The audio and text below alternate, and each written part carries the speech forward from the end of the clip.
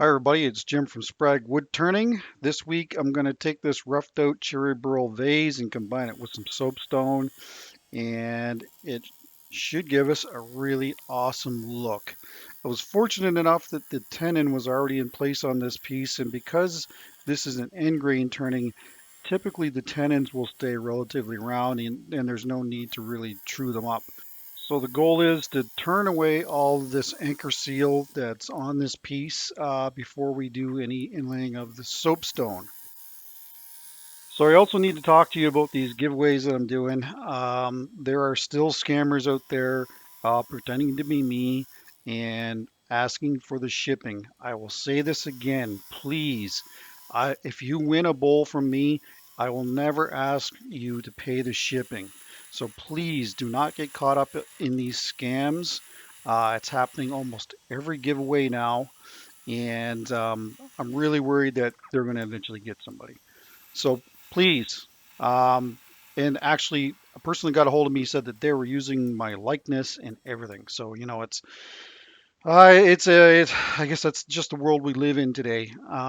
So anyway, please be aware of that. Never will I ask you for money if you want a bowl.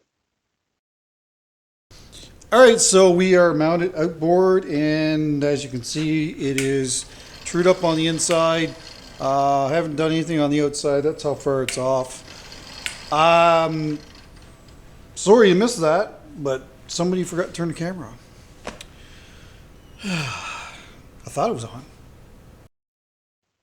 So anyway, yeah, it always helps to turn the camera on.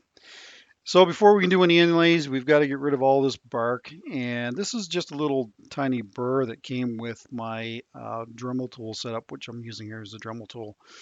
And I eventually switched to this bigger Typhoon bit. Again, if you want one of these, you can get down in the description. There's all kinds of links to the ones that I get there. They come from Lee Valley.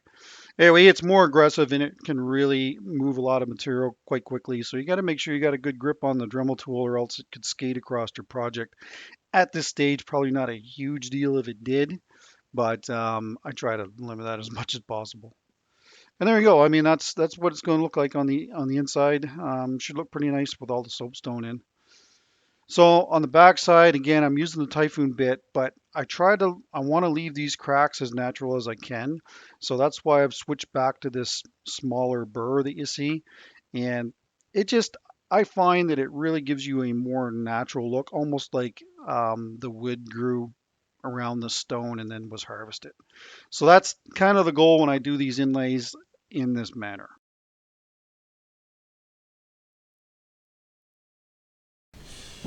All right, so I haven't covered this in a while, especially with a lot of new people, so I thought I should. This is a block of soapstone. You can get soapstone in a variety of colors. This block comes from Lee Valley, and you can also get it from Sculptural Supply here in Toronto. And like I said, it comes in different colors. One consideration is to make sure that the soapstone that you're using does not have asbestos in it, because some of the soapstone does. So that's a concern. So if you're looking to purchase some soapstone, make sure you ask these questions. Like I said, this comes from Lee Valley. Now, it's not real technical. Just this is a piece off of another block. This is a 1/4 inch plate steel. This is just a piece of 4-inch plastic conduit. And the only reason I use that is so that when you hit it with the hammer, it doesn't fly everywhere.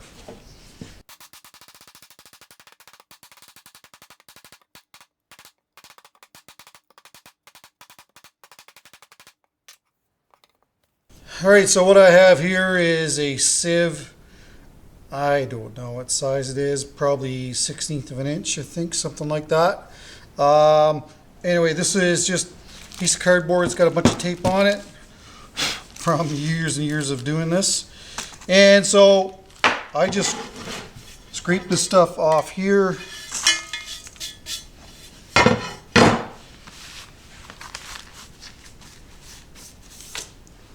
Trying not to get it everywhere. And just sift out all the small material, and that's what you want. You want the small material. not the large. If you actually, and it can give you a kind of a speckled look, if you use big pieces of soapstone like this, incorporate with the smaller stuff, it'll kind of look speckly through the inlay. I'm not a real huge fan of that, so that's why I like to filter it out. So then I've just got a container. This has already got some in it.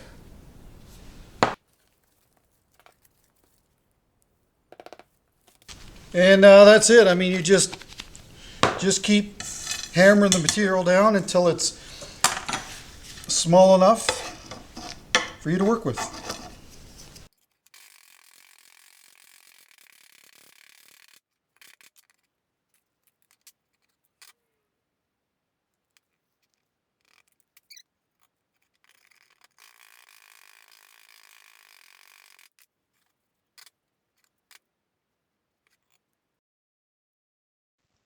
So that's actually a 4 pound hammer, and as you can see, it's like a small sledgehammer, so it has a really nice flat face on it. So when I get down to the really kind of smaller material, I like to use that, and it does a good job crushing it up into even finer material to get it through the sieve. One last thing that I like to do is make sure that I mix it all up well. That way, if you've got more than one soapstone, even though it's the same color, there may be variations within it. So make sure you mix it all up, and that way the inlay all looks the same.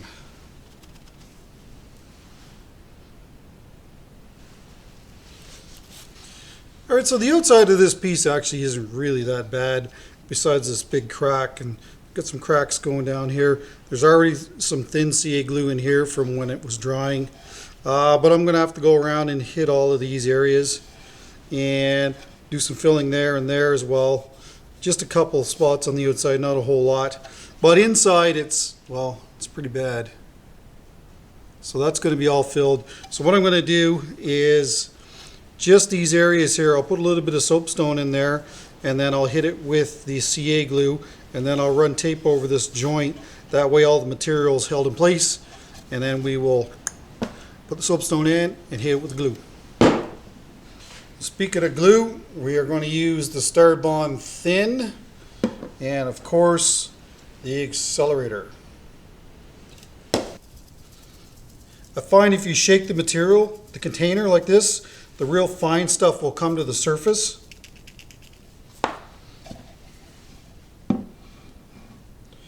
And I've cleaned my bench off here so that I can recover this material.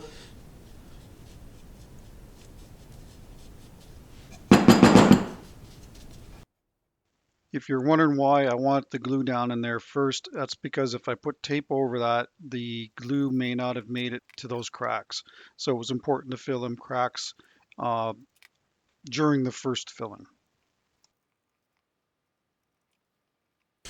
All right, so what I'm going to do is fill the cavity up, like I don't know, 1/8 of an inch or so maybe, and then I'll saturate it with the glue, and I'll keep doing that until it's completely filled all the way to the top. Oh, before I do that, I got to do these on the outside.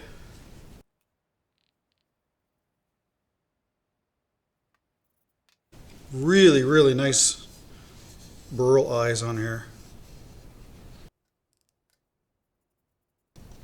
And some of these will probably get turned away when I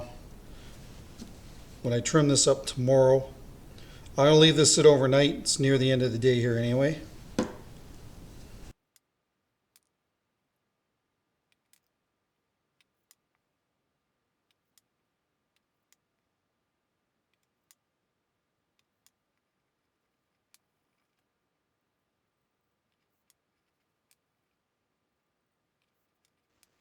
So as you're watching this, you'll notice that I pretty much take the thin CA glue and cover all the end grain, and I do that pretty much on all kind of vases in this category.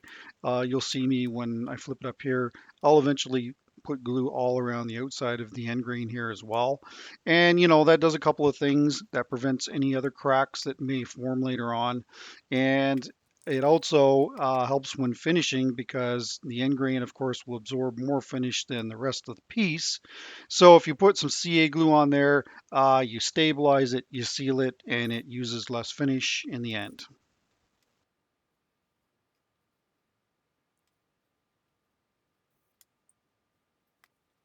All right, well, there you go. Yeah, it's going to consume some CA glue, and I know it's not cheap, but when it comes to dealing with these natural inlays, I do find that the CA glue does give you probably a more truer look as to what it really is. And I find that the resin tends to really darken it, which is whatever you prefer. And if you're curious, so you could see this smoking when it's curing. So these these fumes are quite toxic, so you should be using it in a ventilated area and try not to sniff them. You should be wearing maybe a respirator as well, and because it can be quite aggressive. Now it's warm, and typically when it's cold, that's when it's getting close to being cured. So if I wanted to do this today, I would probably let this sit for 3 hours or so, and then I would put it on the lathe, and it should be all. The main concern is this big heavy pour in here to make sure that it's good and cured before you do that, or else you're going to be flinging CA glue around and it sticks to everything. Trust me, I know. All right, well, anyway, that's it for me today. See you guys tomorrow.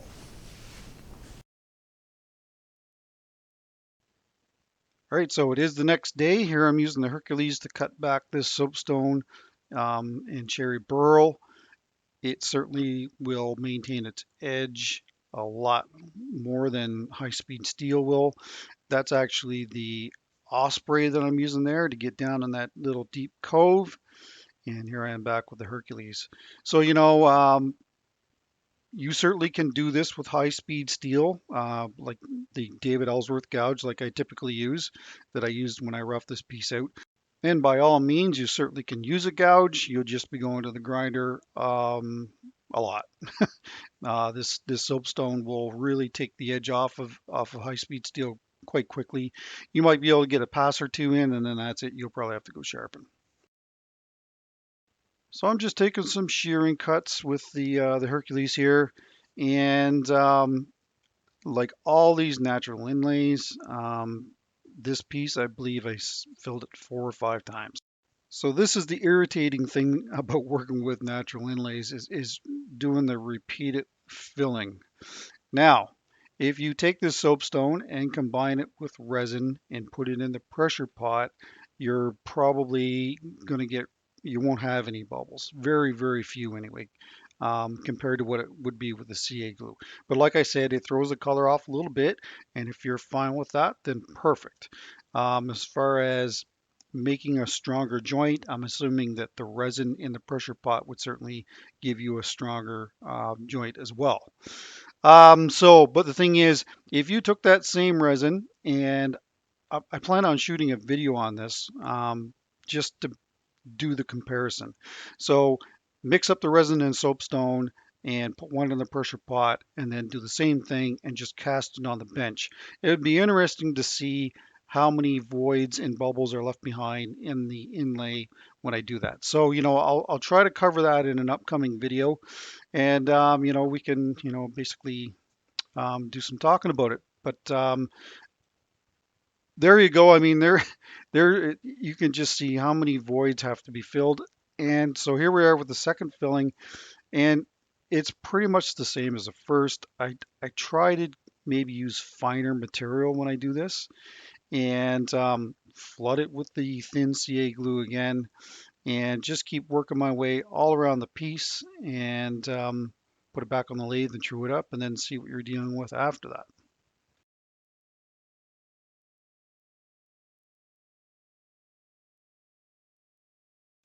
And for the new people, again, you'll see me put the soapstone in here, and then I'm just using the handle off my screwdriver as just a vibration to knock it down into the void.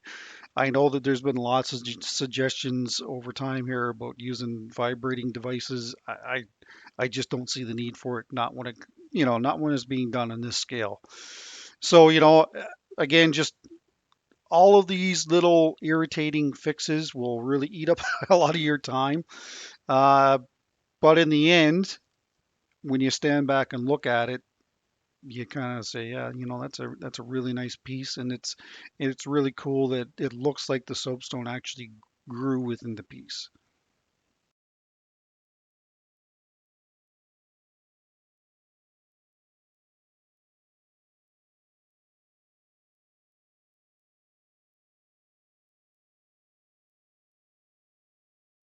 So the foot on this piece was a little too large for my liking, and it had some pretty decent sized cracks in it. So I thought that I would make it a little smaller to hopefully make a lot of those cracks disappear. And there's still some there, but not very many. And just cleaning up here with the Osprey.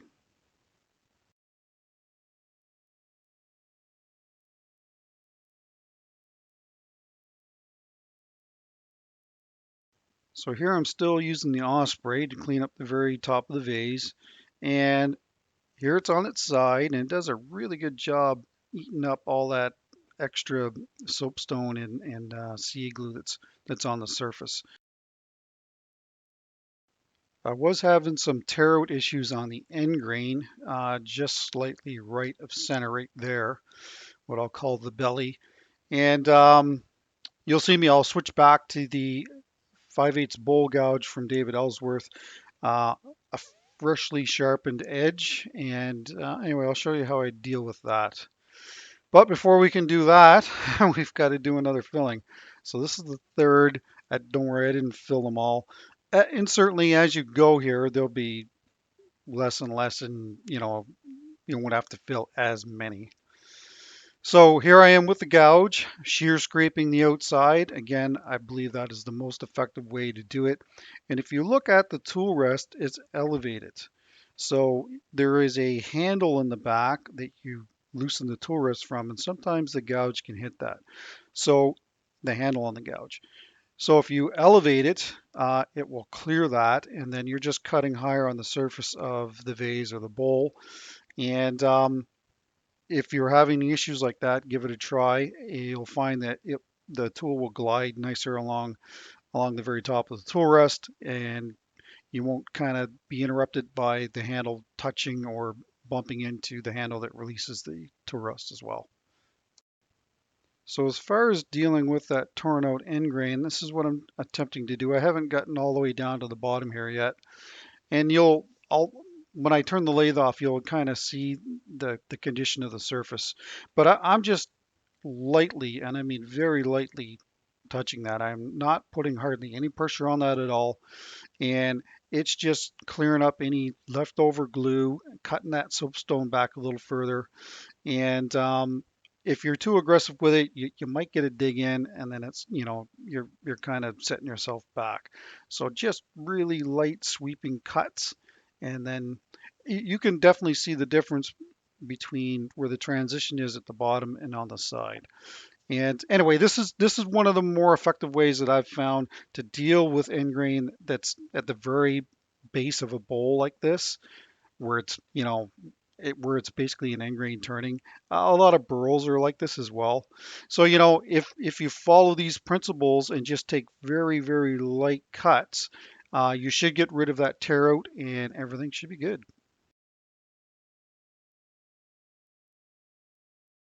And there's some probably wondering why I didn't flip the tool rest around. I certainly could have. It wouldn't have really given me much. I'd maybe about an inch into the vase, and that would have been it. So uh, I didn't really see there wasn't a huge benefit to it, so that's why I kind of left it in its current position.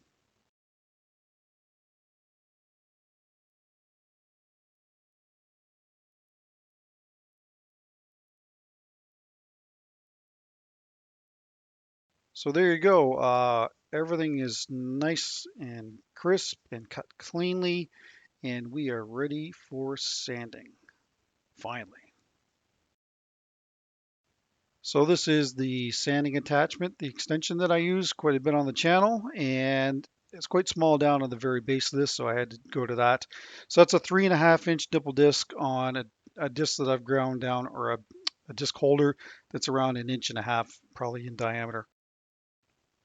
On the outside on here, I'm just using my right angled air powered sander, and that's just so that I didn't have to keep switching the sanding pad back out of the extension. So that would have been a bit of a pain. So I just stuck with the sander and it worked great.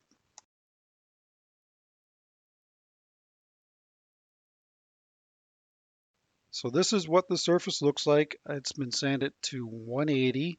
And if you look closely, you can see yet again more voids. I typically, from this stage, don't use any gouges or anything like that. I'll do another filling and then just do what I'm doing here, sand back that CA glue. And then once I've got all the spots sanded back, then I turn the lathe on and blend it all in and continue sanding to 320. I typically don't go any higher than 320 even when I'm doing natural inlays.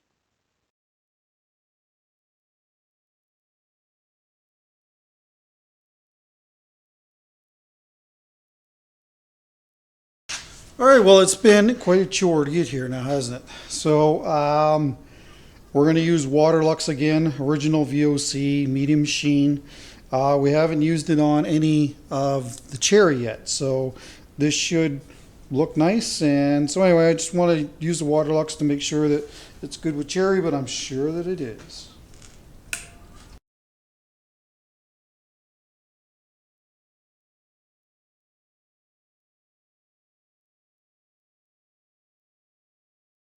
Well, all right, like any great finish, it really brings the wood alive. Look at those burl eyes right there. That is pretty spectacular stuff. Amazing. Little soapstone pieces here and there. It's been quite a chore, I'm not going to lie. Here's the inside. So, looking at this, it may only take 2 coats as well.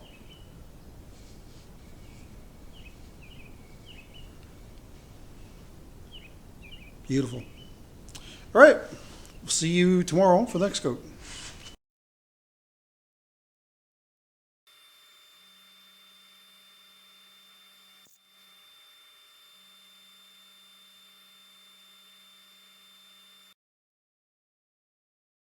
And the last thing is just to clean up with denatured alcohol.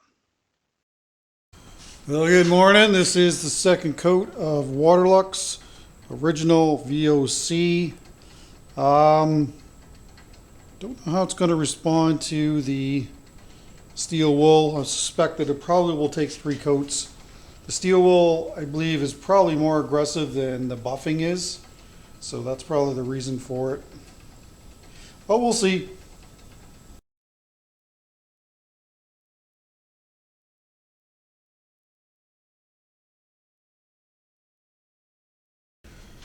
There you have it. Again, it has covered well, so maybe 2 will do it. Those burl eyes are just amazing.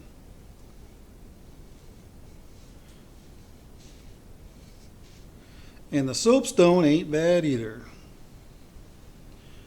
All right, if there's a third coat needed, I'll do it the same way. And if not, we'll see you when we're doing the foot.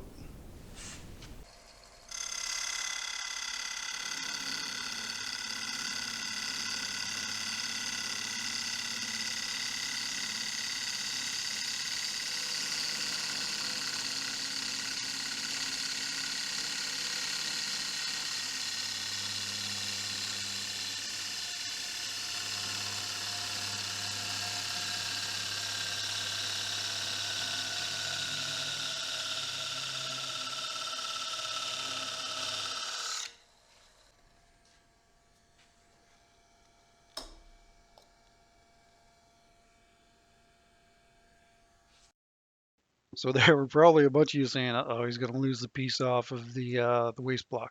But no, I just slowed it down and give you a sense of speed, how fast I do the parting when I do these pieces. So here we are on the vacuum chuck. I realized that my gouge wasn't really the sharpest, so anyway, I come back with a sharpened edge, and it seemed to work a lot better. Again, a little finicky to try and get this thing onto the vacuum chuck, and it's. Again, it's 7.5 inches off the vacuum chuck, so you have to be really careful. I did do another CA filling on the very bottom. There was some real punky grain down there, so I just cleaned that up, or sorry, did another filling with the thin CA glue. And then here I am cutting back again. We'll do some sanding, get it signed, get some finish on it, and then we'll do a last little talk about this week's project.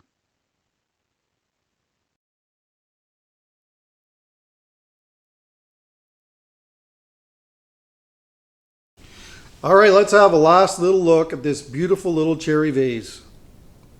Crazy Burl eyes.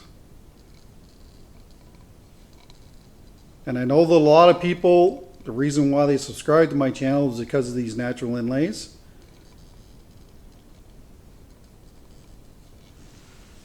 Here's the inside. Yeah, 3 coats of the Waterlux.